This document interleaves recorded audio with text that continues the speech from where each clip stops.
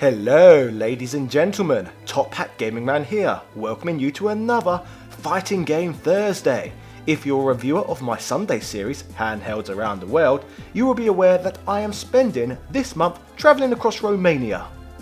I currently find myself at Rasnov Citadel, a fortress constructed 800 years ago, built as part of a defence system for the Transylvanian villages exposed to outside invasions. This Transylvanian setting looks like the stuff of legends, and as a result I felt that this would be the perfect Eastern European setting to begin covering the Darkstalkers series, or the Vampire series as it's known as in Japan. So, with this said, let us begin looking at the importance of the Darkstalkers franchise, the impact the first game in the series had on the fighting game genre, along with its legacy today. This, ladies and gentlemen, is the mad story of Darkstalkers: The Night Warriors, Capcom's supernatural fighting game. Yeah! The year is 1994, the same 12-month period that Capcom would release Super Street Fighter 2 Turbo, the final 90s rendition of Street Fighter 2. As we know, Street Fighter 2 was an absolutely huge success for Capcom, and through fine-tuning by that year, they had pretty much produced the definitive version of that game. The success of Street Fighter 2 would lead to Capcom to make the conclusion that they could make a lot of money off of fighting games for many years to come, which would lead to many more Street Fighter games down the line, the first of which was Street Fighter Alpha in 1995.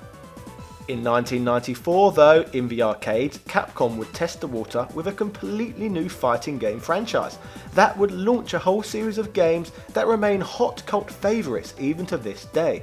The franchise I am speaking of is of course none other than Darkstalkers, with the first game being released as Vampire: The Night Warrior in June of that year in Japan. The game would be programmed to run on the Capcom System 2 arcade board, the same hardware that ran Super Street Fighter 2 and would later go on to run the Street Fighter Alpha series and the Capcom vs series, right up until Marvel vs Capcom. The game would be released worldwide by July of 1994. Before we dive into discussing the game in any more detail, let us check out the game's introductory sequence to see what sort of feel Capcom wanted to give off to consumers when stumbling across the arcade unit of this game for the first time.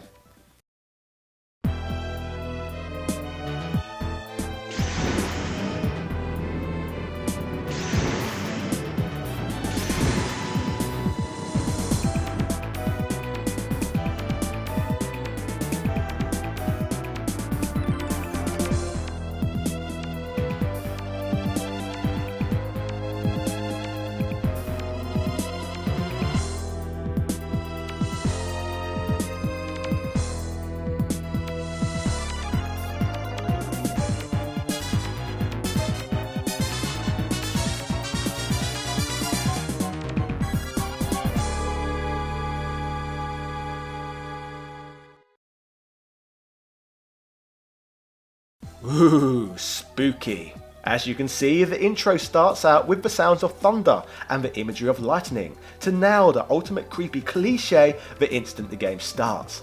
The flickering reveals a figure standing in the shadows before panning across what looks to be a cast of mythical monsters and beasts, whilst eventually panning to the highly provocative Morrigan, a succubus we will get to later, who Capcom instantly positioned to be the Ryu/Chun-Li all-in-one mascot of the franchise. Finally, the scene showed a shadowy figure once more, but this time standing in front of a blood moon, to now the horror cliches once more, to finally get into the game's title screen.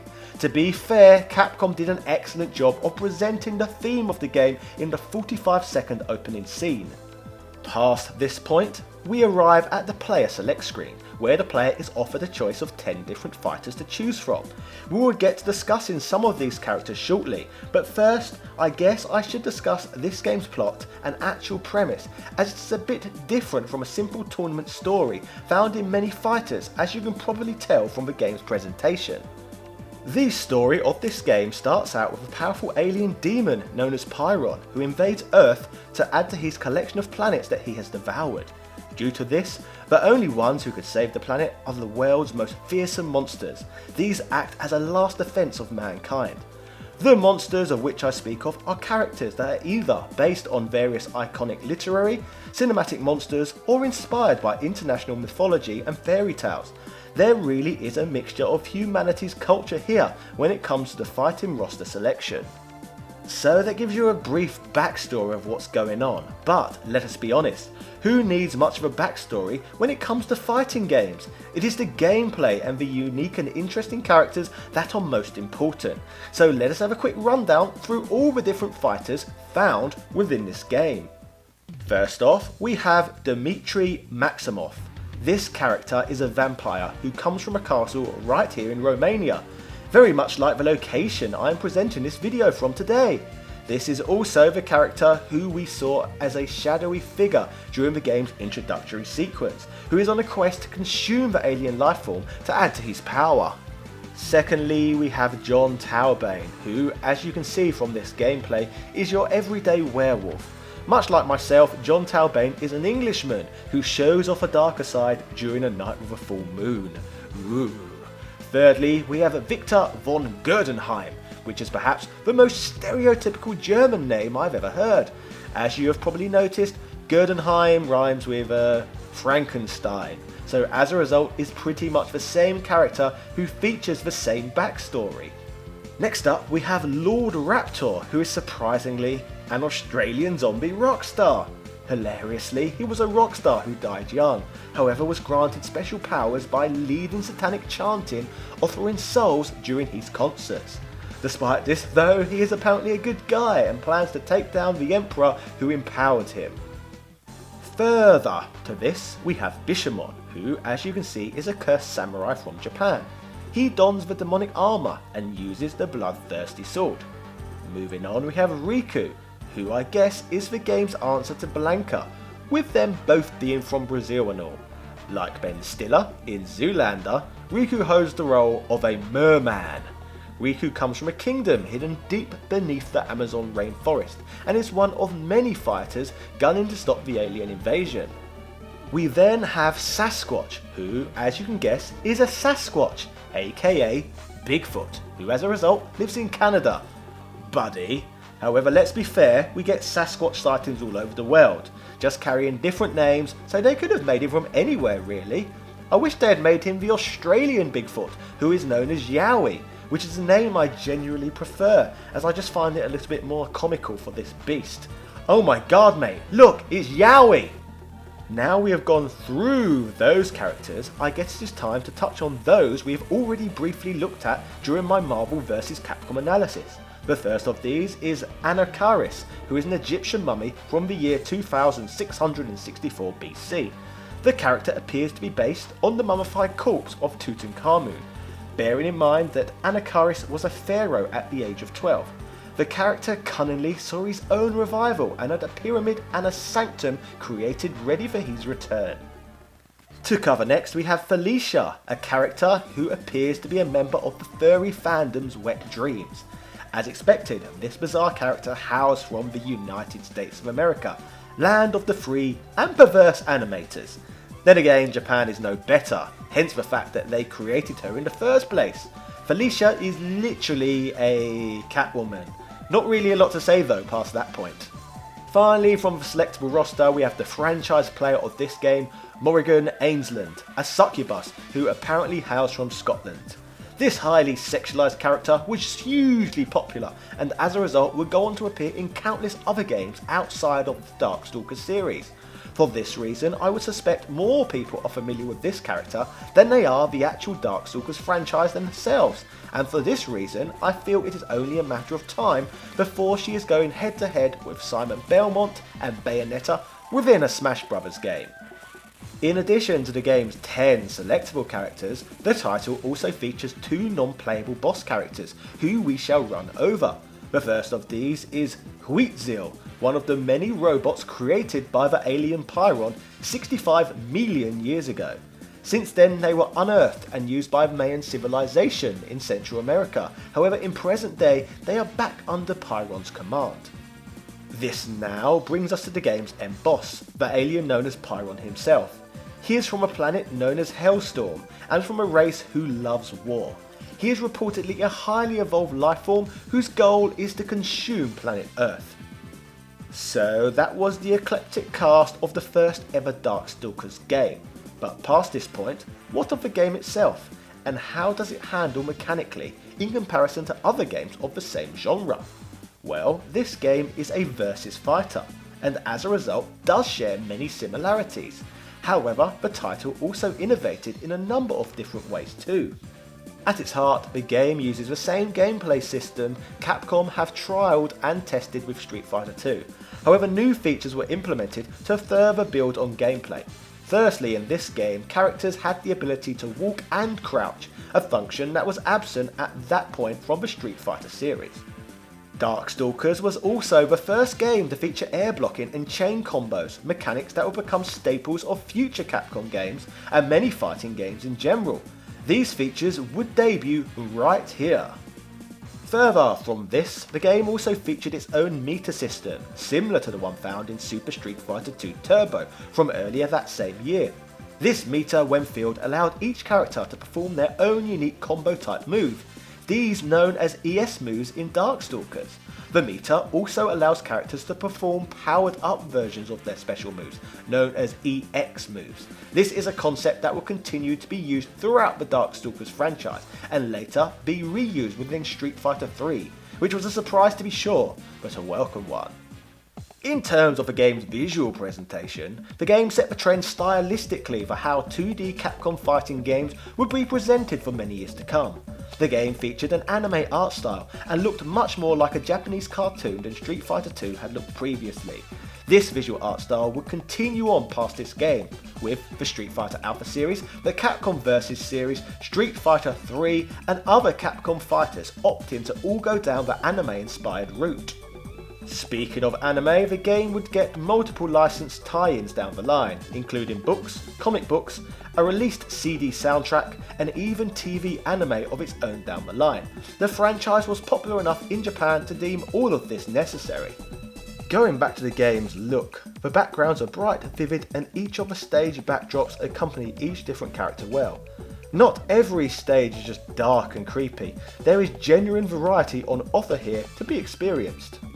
So now we have looked at what this game is all about, let us touch on the game's development cycle to see how this game would come to be. Initially, as discussed earlier, the title was created straight off of the back of the success of Street Fighter 2, so development began by making another fighting game using the established Street Fighter 2 engine. There are two conflicting stories regarding Darkstalkers' origin. One of the title's producers, Alex Jimenez, claims the game started out life as a Universal Monsters fighting game, but plans would need to be changed due to Universal refusing to license their characters, which is a shame if true, as we could have had a Marvel vs Universal series back in the day. Jimenez claims he created Darkstalkers' own characters off of the back of this failed deal, in just 1 hour. However, looking at other evidence, this appears unlikely. In a conflicting report to this story, the game's art director Akira Yasuda claims that it was one of their colleagues, Akitomo, who came up with the idea for a monsters fighting game. Prior to working on Darkstalkers, Yasuda and his team were working on a side-scrolling game based on a manga that was going pretty badly, so would ultimately be cancelled. As a result, his entire team were reassigned to work on the Darkstalkers project. Another member of the team was a planner known as Haru Murata, who was one of the members of staff tasked with designing the world and the characters within it. Other designers were also reportedly each assigned different characters to design, along with being tasked to come up with personality and story for each roster member. This job would also include designing the stage backdrops themselves. Murata himself would be assigned the tall task of bringing all these ideas and characters together into one cohesive game. Something Murata wanted to achieve with Darkstalkers was to help create a game where players cared about the characters beyond what they simply saw on screen. At the time, most fighting games simply relied on different stereotypes. However, Murata wanted Darkstalkers characters to have traits that were more memorable than just that. Influences were drawn to create these characters from across the globe, and ideas were also sent across from overseas Capcom staff. On the surface, it is difficult to really tell whether Murata was successful of achieving these goals when it came to creating more memorable characters than those that are found in other fighting games. However, the effort was clearly there. In regards to the character's depth, it is of note that Murata created endings for each character to be darker and more depressing than with more traditional fighting games. The purpose of this was apparently to make the player feel like the characters cannot escape their tragic fate. This was done as Murata felt this would make the game more interesting than other fighters. So, off of the back of everything we have seen and discussed so far, the game was a massive breath of fresh air from the Street Fighter franchise, but in equal measures a game that would go on to inspire other future entries that were in the Street Fighter series. But these are my thoughts. Let us do a little digging to see what critics thought of this game at the time, as, unlike myself, they never had hindsight to reflect back on. Critics generally loved Darkstalkers upon its arcade release, and as a result, GamePro would give the game an extremely positive review, summarising that though it is similar to Street Fighter 2, Darkstalkers is highly appealing due to its broad variety of characters, its anime art style, and the ability to block in mid-air. Next Generation would echo this sentiment, stating the game is superbly rounded out by a spooky soundtrack and plenty of high impact background images. Darkstalkers is a good, strong twist on old technology. The publication known as Video Games would score the title 9 out of 10 and give the game a second place spot in both the 1994 Game of the Year category and the Best Fighting Game category. Moving past the arcade release, the game would see an arcade sequel in 1995 titled Night Warriors Darkstalkers Revenge, which would also go on to see a Saturn release the following year. I plan to go into the history of this game with you in the future on this channel, but for now let us keep our focus solely on the original game in the series, which would eventually receive a home port of its own exclusively on the Sony PlayStation in 1996. Now, although it was nice for this game to finally get a home port, let's be fair, 1996 was a very late arrival for this game. As apart from the fact that the second Darkstalkers game had already existed for a year, Capcom had also released an impressive amount of other fighters too. By this point, the Street Fighter Alpha series was in full swing, and this was the same year X-Men vs Street Fighter and Street Fighter 3 would see arcade releases in Japan. This is before we even discuss the abundance of polygon-based fighting games that existed by this point too. So the arrival of Darkstalkers on the PlayStation was very late within the game's existence, and as a result arguably dated on arrival. IGN would review this port on release, stating, "This 2D fighter from Capcom isn't the best one around, but won't disappoint hardcore fans. Darkstalkers features the classic Capcom animated style of colourful, anime-derived characters, most notable for their horror-inspired characteristics. Of course, what sets the title apart from other 2D brawlers is its fantastic Street Fighter engine, truly cool special attacks, and vicious combos." Unfortunately, Darkstalkers pales in comparison to the bigger 3D monsters that have been released for the PlayStation, namely Tekken and Toshinden, but as far as 2D fighters go, Darkstalkers is still one of the best. GamePro would state the game was a good concept strengthened by great graphics. Its good gameplay is what makes Darkstalkers one of the better fighting games on the PlayStation. Not as deep as Street Fighter Alpha, but just as fun. Darkstalkers is a welcome addition to the PlayStation library. Game players would add, Darkstalkers really is showing the age of its engine. Street Fighter, which is what Darkstalkers essentially is, was once the state of the art in fighting games, but in this era of Virtua Fighter 2 and Battle Arena Toshinden, Darkstalkers barely holds on. I eagerly await the day that Capcom rises to the challenge and enters the next dimension. As you can see, the journalists' views of the period reflect exactly what you would expect from reviews of that time. A lust for polygon-based games laced with an appreciation for Street Fighter Alpha, which you would expect really considering that Alpha was a newer game at the time. The first Darkstalkers game arrived on the PlayStation too late to truly make an impact, but bearing in mind that this was the only home release of the game for quite some time, its significance cannot be underplayed. I believe this is still the only standalone home version of this game that has ever seen a physical release, and the game translates fairly well onto Sony PlayStation hardware. In fact, speaking of this PlayStation version, Capcom entrusted the PlayStation conversion of the game to the British company known as Psygnosis, due to Capcom's own inexperience with working with the PlayStation hardware.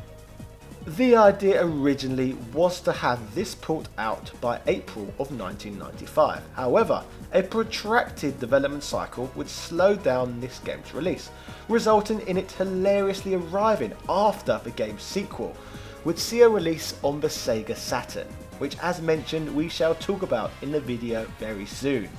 Perhaps.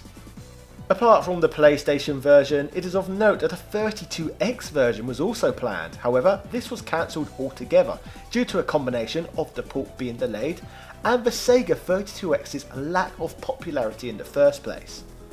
To conclude today's video, there is no denying the original Darkstalkers legacy within how future Capcom fighting games would be shaped. The game's anime art style would be repeated in the majority of Capcom 2D versus titles going forward, and many of the mechanics found within would be carried over to a number of other fighting games. Darkstalkers was a game that was inspired by the creation of Street Fighter 2, but in equal measures every Street Fighter game that has been made after was inspired by Darkstalkers, meaning that both franchises fed off of each other and gave each other a lot. All in all, I hope you enjoyed a deep look at this game, here at Raznov Citadel, and I would love your feedback in my comment section so that I can gauge whether or not there is an interest in me covering the second entry within the Darkstalkers series. I'd also love to hear which other fighting games you feel deserve an over-analysis. Further to this, if you want new fighting game history every Thursday, then I urge you to subscribe to my channel for regular doses of this sort of content. Please like, subscribe and hit the notification bell to never miss one of my uploads. Finally, my channel is partially funded by the generous donations I receive via Patreon. Patrons can earn a credit and a shout out at the end of these videos. These people make working full time on YouTube just that little bit less scary, so I'd like to thank all of you very much for that. So a huge shout out to Carl Johnson, JD Robbins, Sebastian Velez, Since Spaces, Andrew Bazansky, Asobi Kwang DX, Michael Baker, Tom Elliott, Computer Man, Antonio Rodriguez, Craig Jenkins, Daniel Daly, RetroReversing.com, and all of my other beautiful patrons. Yeah. Cheerio.